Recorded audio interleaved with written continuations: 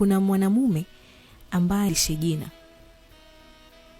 Mwanamume anaweza kuishi na mwanamke asiyezaa, na hiyo isiwe tatizo kwake.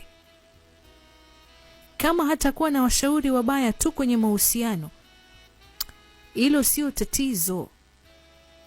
Ila sasa kuna kuja pale ambapo mama ataanza kumuingilia mkaza mwana, aanze kumuita huyo mtoto wake, vipi bwana?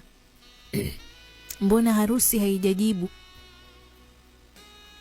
Anaanza kupata washauri.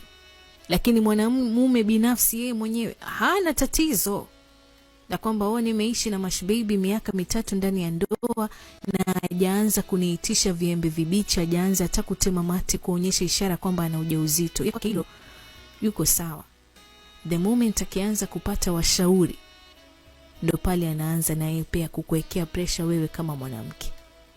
Na hizo ndizo sifa za mwanamume. Coco FM 98.9, ladha ya Pwani.